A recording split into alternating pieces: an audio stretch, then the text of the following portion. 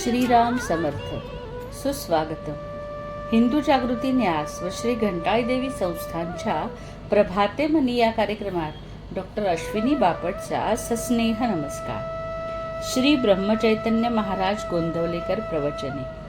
5 जुलै. आपली सुखदुःखे श्रीरामाला सांगा. तुम्ही सर्वजण छान सेवा करता आहात याबद्दल शंका नाही.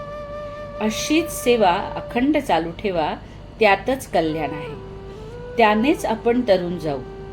जरी कुणी काहीही सांगितले, ह्यात काय आहे, त्यात काय आहे, याने काय होणार असे म्हटले तरी तुम्ही तिकडे लक्ष देऊ नका.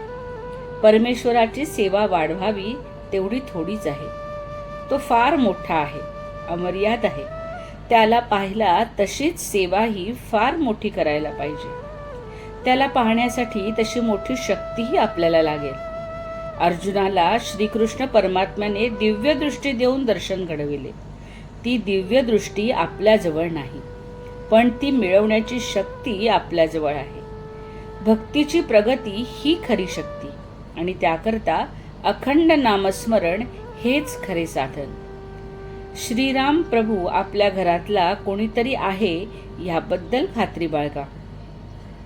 त्याला तुम्ही आपली सगळी सुखदुःखे सांगा. दिवसाकाठी एकदा तरी रामापुढे उभे राहून त्याला अनन्य भावाने शरण जा. दिवस आनंदात जाईल आणि तुमचे दुःख दूर होईल. आपले ज्ञान, शक्ती, वैभव, सत्ता त्याच्या पुढे काहीच नाही. तेव्हा या सर्वाचा विसर पाडून त्याला शरण जा आणि त्याच्याजवळ प्रेम मागा. देवा, आम्ही जे तुझे दर्शन घेतो ते सर्व बाह्य स्वरूपाचे. तुझे आम्हाला खरे दर्शन घडव. आम्ही अवगुण संपन्न असू, तुझे दर्शन व्हावे एवढी सेवा आमच्याजवळ नाही, परंतु तू आम्हाला क्षमा कर.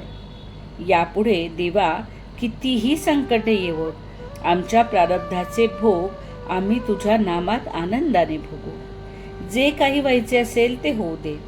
आमचे समाधान टिकून तुझ्या नामात आमचे प्रेम राहील एवढी तुझी कृपा असू दे. खरोखर परमेश्वर भक्ताचे मन पाहतो, त्याचा भाव पाहतो. एरवी तो त्याच्या जवळच असतो. जो श्रद्धेने परमेश्वराचे चिंतन करतो त्याला परमेश्वर जवळ असून आपल्याला तो मदत करायला सिद्ध आहे याची खात्रीच असते. आपल्याला 2 मार्ग आहेत, एक श्रद्धेचा आणि दुसरा अनुभवाचा. एका गावी पायवाटेने गेले तर फक्त 3 मैलाचे अंतर, आणि मोटारच्या रस्त्याने गेले तर 10-12 मैलाचे अंतर. श्रद्धा ही त्या पायवाटेसारखी आहे. तिने चालले तर अंतर कमी पडेल. मोटारीचा मार्ग म्हणजे अनुभवाचा मार्ग. मोटार कुठे रस्त्यात बिघडली किंवा वाटेत कुठे अडथळा आला की प्रगती थांबते. त्याप्रमाणेच अनुभवात काही चुकले की प्रगती खुंटते. तेव्हा शक्यतो आपण श्रद्धेचा मार्ग पत्करावा. सद्गुरूंच्या शब्दावर विश्वास ठेवून श्रद्धेने आणि प्रेमाने त्यांचे नाव घ्यावे. बोधवचन: भगवंताचे नाम सिद्ध करून देणे हाच संतांचा जगात सर्वात मोठा उपकार होय. आजचे हिंदू कर्तव्य दिनविशेष. 5 जुलै. दर्श अमावास्या, बोधायन अमावास्या. बोधायन अमावास्या हा अमावास्या तर्पणाचा विशेष दिन आहे व याला 5000 वर्षाची म्हणजे महाभारत काळापासूनची परंपरा आहे. या तिथी विशेषामागे एका ज्योतिषीय तथ्य आहे. महाभारतीय युद्धा अगोदर त्रयोदशीला अमावास्या आली होती. ही विरळात विरळी एकमेव घटना होती. या घटनेमागे सुंदर कथा सांगितली जाते.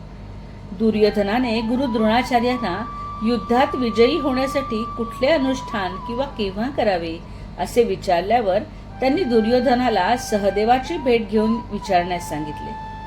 पिता पांडूंच्या आशीर्वादाने सहदेव ज्योतिर्गणितात पारंगत होता. त्याने 2 दिवसानंतर येणाऱ्या अमावास्येला दुर्गा पूजा, यज्ञ व बळी देण्यास सांगितले. भगवान कृष्णाला हे कळल्यावर त्याने सहदेवाला योग्य मुहूर्त दिल्याबद्दल जाब विचारला.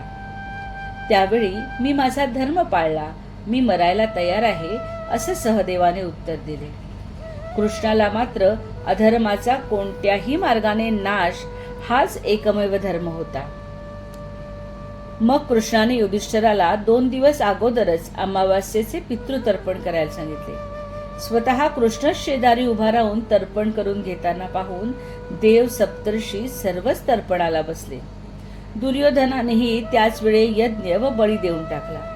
सूर्य व चंद्र दोघांनीही श्रीकृष्णाची एकत्र भेट घेऊन 2 दिवसानंतर अमावास्या आहे असे लक्षात आणून दिले. त्यावेळी श्रीकृष्णाने त्या दोघांना, तुम्ही एकत्र आल्यावर अमावास्या होते ना, हे काय, तुम्ही माझ्यासमोर एकत्र उभे आहात, त्यामुळे अमावास्या झाली असे म्हणून त्यांना निरुत्तर केले. अर्थात दुर्योधनाचा अनुष्ठानाचा मुहूर्त श्रीकृष्णाने चुकवला आणि त्याचा सर्वनाश झाला. ही त्यामागची कथा. मंडळी, रामरायाचे आणि श्री घंटाळी देवीचे आशीर्वाद आपल्या कुटुंबावर अक्षय राहो. जानकी जीवन स्मरण. जय जय श्रीराम.